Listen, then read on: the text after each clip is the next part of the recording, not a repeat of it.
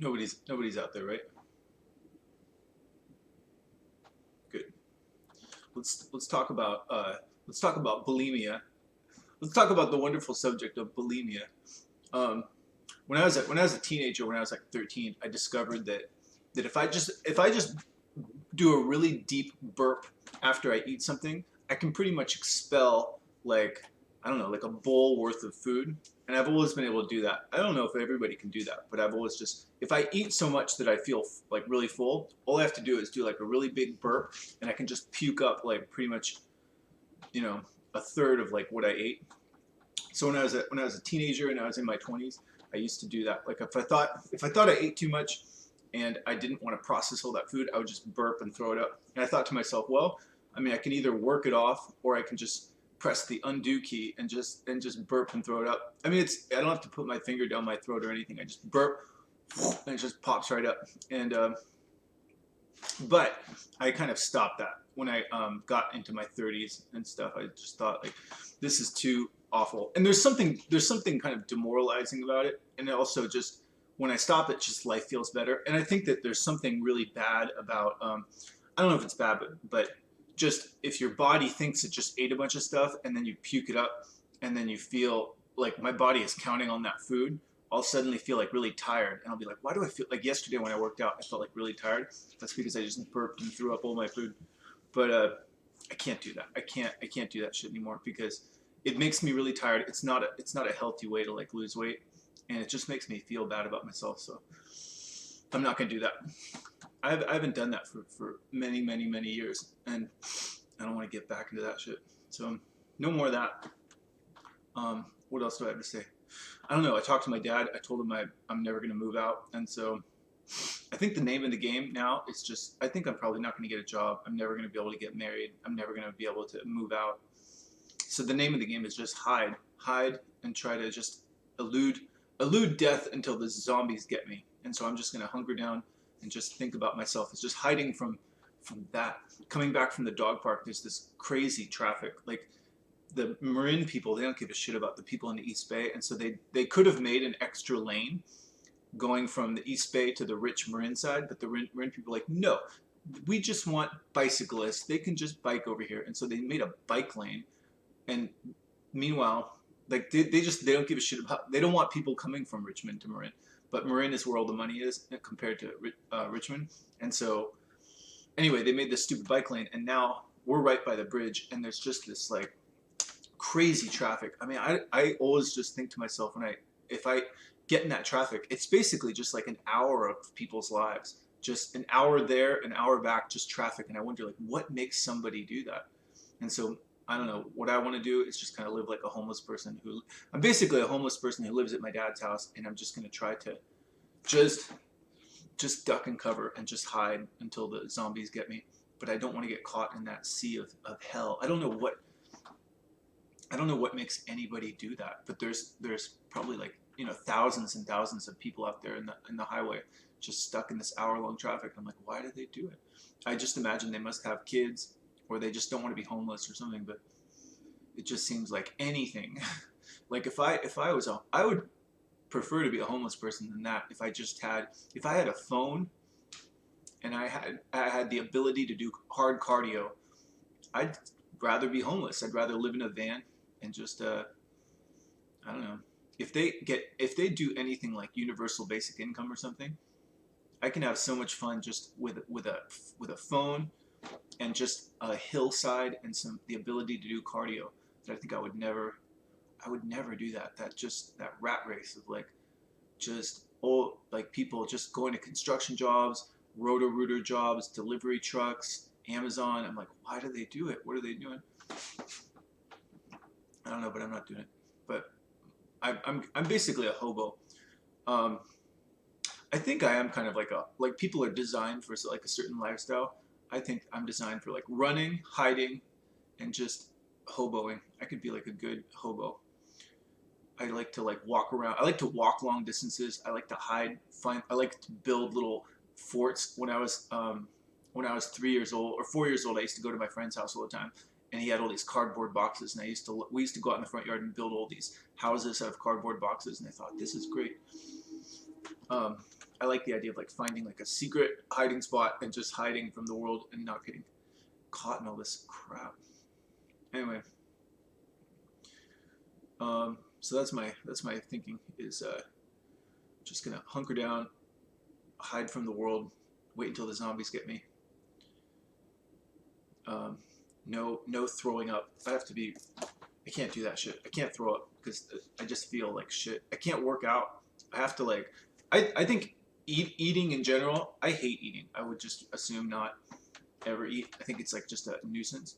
But I think that basically, I have like a ritualized, like my eating really is kind of like, it's like part of my day. Like if I get up in the morning, I eat bread to like wake up. If I don't get that, I feel really tired. And then at lunch, I have to eat some sort of like salted thing, and it's all very calculated. Like if I eat a heavy salted like garbanzo bean salted thing, then by 4 o'clock or 7 o'clock p.m. I can do like a lot of intense cardio. But if I don't eat that salted thing, I can't really do the cardio as much. So I need that food. Like I can't just no throwing up allowed. But just for the record, I do think bulimia is like if you can just burp and expel your food. Like if you eat like 2,000 calories or something like that, and you're like, fuck, I really wish I didn't eat that, and you could just burp and throw it up. I think you should just burp and throw it up. But the problem with it is it's bad for your esophagus, and it's you can get into a habit where you just think to yourself, well, if I can just undo what I ate, then you don't want to just, then you can just think, well, I'm just going to eat and eat and eat and eat. And you can eat and then you throw up and then you get tired and then you eat, or you get hungry and then you eat. I think it's better to just control what you eat and don't throw up. But if I was like a huge fat ass, if I was morbidly obese, I would just become a bulimic. Why not? It's better than being like morbidly obese. I think it's a better option, but I think it's not as good as just controlling what you eat. So let's do that. All right, what else do I have to talk about? I think me and my mom, we don't have like good survival instincts because it's really kind of crazy. It's become abundantly clear that I am, my dad's basically, my parents are in sort of a desperate state. It might not even, I might not be able to even inherit houses and stuff. And so the smart thing would be to get a career, but it's not even a consideration. I'm not even thinking like of getting a job, which means that I think I don't have good survival instincts. That my brief little stint, my 1 month in jiu-jitsu, they say jiu-jitsu teaches you things about a person. And I think I don't worry about my survival. I think there's a survival instinct where people are like, fuck, like don't kill me. But when somebody's like trying to kill me, I go, whatever. Fighting it off is too much work, and that's not good. I think I have to like, people should have like a survival instinct, right? I think my mom has that too. Like my mom has, I could be wrong, first of all, that might not be true. But my mom has a thing where, she has like congestive heart failure, and the doctor said, you have to like stop drinking or you're going to die. And she's like, yeah, I should stop drinking. But she's not going to stop. She just keeps drinking anyway. She has no fear of death. I think she has a philosophy that she'd rather just be comfortable during her life than like extend a really unpleasant life. And I think I have that mentality too. I just think, well, you just have to kind of control the time that you have. But the idea of, just somehow eluding death by getting some sort of humdrum, having some horrible existence, I don't find that appealing either. I don't know, whatever. So fuck it. That's your answer. That's your answer for everything. Okay, let's do a bad acting thing.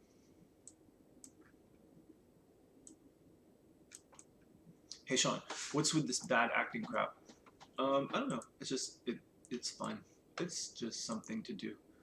It makes me feel alive. I feel like my normal life doesn't afford me the opportunity to like even really talk very much or exude any kind of character at all. So I might as well just give myself my own reason to do expression of any kind.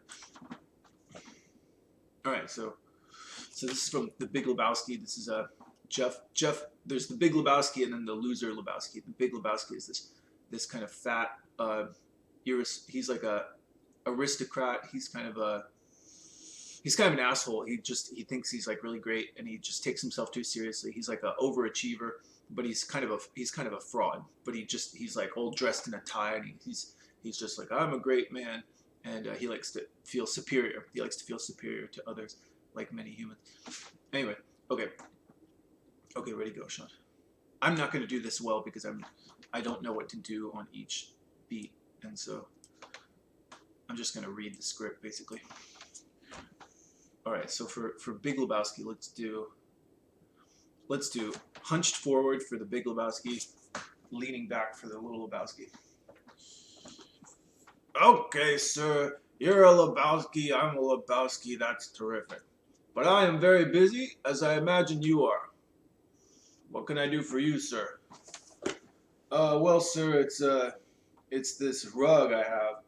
It really tied the room together. You told Bran on the phone. He told me. Where do I fit in? Well, they were looking for you, these two guys. I'll say it again. You told Bran on the phone. He told me. I know what happened. Yes. Oh, so, they were trying to, piss on your rug. Did I urinate on your rug? You mean, did you personally come and pee on my rug? Hello? Do you speak English, son? Parlez usted inglés? I'll say it again. Did I urinate on your rug? No, like I said, Wu peed on my rug. I just want to understand this, sir.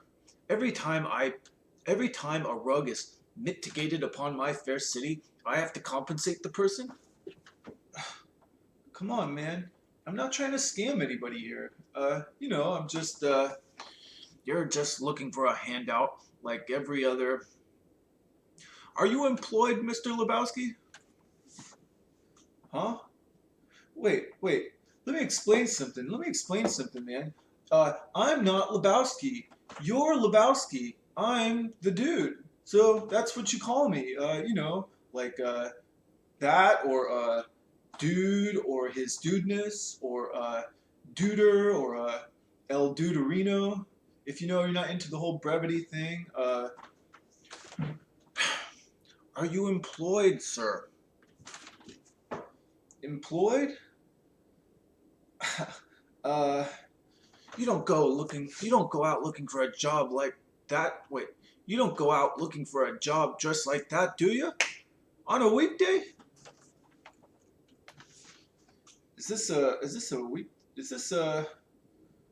What day is this? Well, I do work, sir. So if you don't mind. Wait, yeah, I do mind. The dude minds. This will not stand, man. This aggression will not stand, man. I mean, your wife owes... My wife is not the issue here. I hope someday my wife can learn to live on her allowance, which is ample. But if she does not, that is her problem. Not mine, just as the rug is your problem. Just as every bum's lot in life is his or own responsibility regardless of who he chooses to blame. I didn't blame anybody for the loss of my legs. Some Chinaman took them from me in Korea. But I went out and achieved anyway. I cannot solve your problems, only you can. I cannot solve your problems, sir, only you can. Fuck it. Oh, fuck it. Yes, that's your answer. That's your answer for everything. Tattooed on your forehead. Your revolution is over, Mr. Lebowski. Condolences.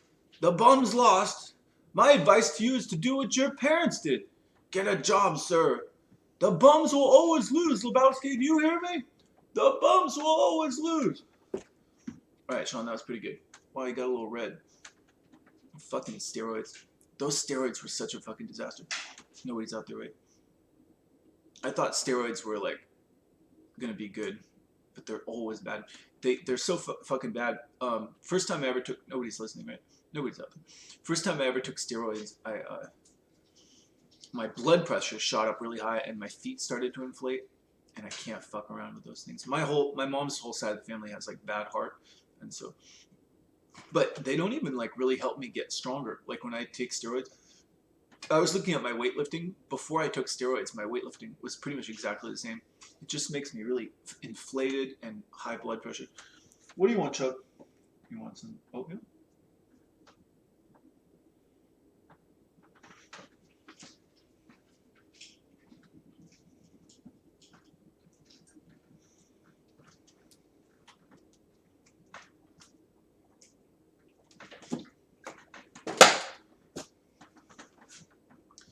All right. You want to do one more, Sean? Sure. Let's do the same thing we always do.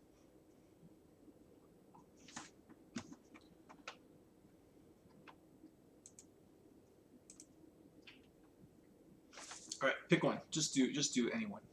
All right.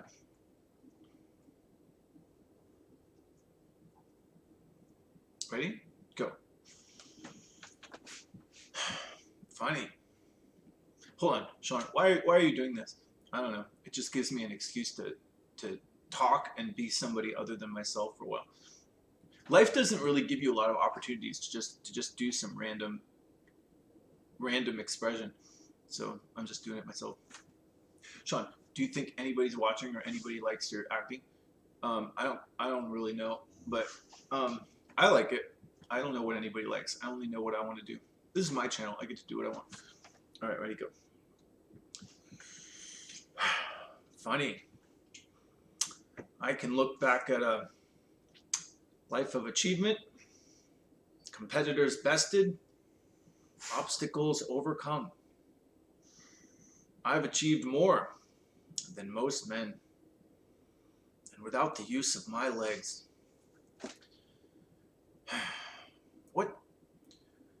What makes a man, Mr. Lebowski? The name's Dude.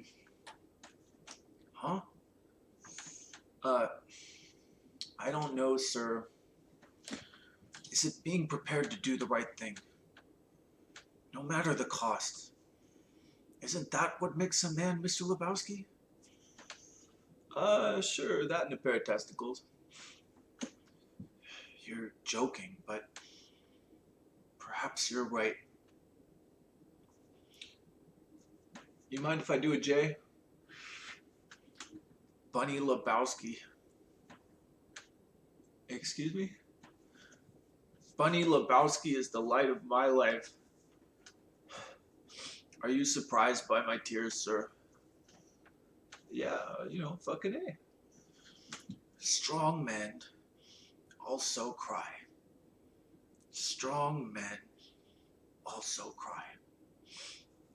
If you look at this, sir, you will see it is a ransom note from men who are unable to achieve on a level field of play. Cowards! Weaklings! Bums! Please enclose $12,000 in marked bills. That's a bummer, man. Huh? That's a bummer. Brad will fill you in on the details. Mr. Lebowski is prepared to make a very generous offer to you in return for obtaining the money. He wants me to do this? Well, dude, he believes the culprits may be the very people who soiled your rug, and you are in a unique position to confirm or disconfirm this. He thinks the carpet pissers did this? Well, dude, we just don't know. Do you like sex, Mr. Lebowski? Huh? Sex, the physical act of love, coitus. Do you like it? Coitus? I like it too. It's a male myth about feminists that we don't enjoy sex. It can be a natural, zesty enterprise, though there are some who call it satyriasis in men, nymphomania in women, who engage in it compulsively and without joy. These compulsive fornicators cannot love in the true sense of the word. Oh no. Oh, yes, Mr. Lebowski. Our mutual acquaintance, Bunny, is one of them. Go ahead. Below. You want me to, blow on your toes there? I can't blow that far. Our guest has to be going, Mrs. Lebowski.